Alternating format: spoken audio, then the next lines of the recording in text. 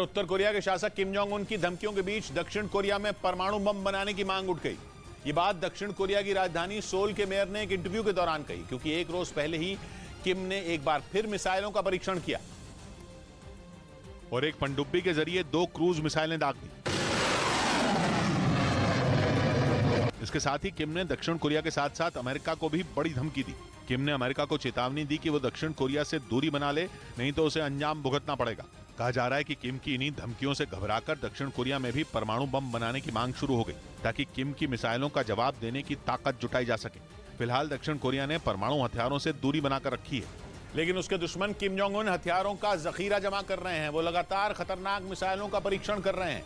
दक्षिण कोरिया को डर है कि जल्द ही उनके पास परमाणु हथियार ले जाने वाली मिसाइलें भी होंगी और इसी वजह से सोल के मेयर ने परमाणु बम बनाने की मांग रखी, क्योंकि उन्हें इस बात की आशंका है कि आने वाले वक्त में किम उनके देश पर हमला कर सकते हैं। क्योंकि जब से अमेरिका दक्षिण कोरिया के साथ खड़ा हुआ है, किम गुस्से की आग में जल रहे हैं। दोनों की ये मिलिट्री ड्रिल 2018 के बाद की सबसे बड़ी ड्रिल बताई जा रही है, जो 23 मार्च तक चलेगी। कहा जा रहा है कि अमेरिका और दक्षिण कोरिया की ये ड्रिल किम को और चिढ़ा सकती है, जो दक्षिण कोरिया के लिए ही खतरा साबित होगा। और इसी से निपटने के लिए दक्षिण कोरिया को परमाणु बम से लैस करने की मांग उठ गई। उधर आम आदमी पार्टी ने मध्य प्रदेश का आगामी विधानसभा चुनाव लड़ने का ऐलान कर दिया। भोपाल में आयोजित एक रैली में यह ऐलान आम आदमी पार्टी के राष्ट्रीय संयोजक अरविंद केजरीवाल ने किया और साथ ही चुनाव जीतने की सूरत में उन्होंने दिल्ली की तर्ज पर मध्य प्रदेश में भी मुफ्त बिजली दिए जाने का वादा कर दिया। मध्य प्रदेश एक मौका देके देखो, आपकी भी बिजली मुफ्त कर देंगे। इस रैली में अरविंद केजरीवाल ने बीजेपी और कांग्रेस पर भी कई हमले बोले।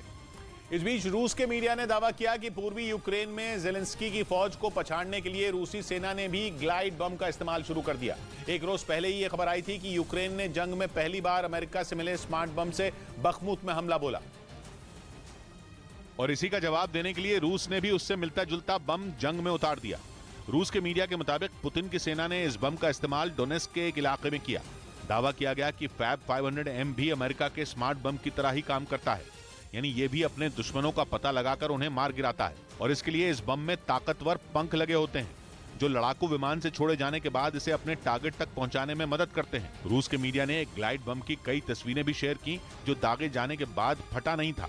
और इन्हीं तस्वीरों के आधार पर दावा किया गया कि पूर्वी यूक्रेन में ज़ेलेंस्की की फौज को पछाड़ने के लिए इस बम का इस्तेमाल किया गया। रूस के ग्लाइड बम की ये तस्वीरें तब सामने आई जब एक रोज पहले ही ये खबर आई कि यूक्रेन ने अमेरिका से मिला स्मार्ट बम दागा था और उसे बखमुत शहर से महज 20 किलोमीटर दूर कर्दुमिवका इलाके में गिराया। खबर के मुताबिक बखमुत में मौजूद रूसी सैनिकों को दहलाने के लिए ही स्मार्ट बम को वहां दागा गया, ताकि इसकी ताकत से घबराकर रूस के जवान हथियार डाल दें, क्योंकि बखमुत शहर में रूसी सेना और यूक्रेन के जवानों के बीच आखिरी जंग छिड़ी हुई है।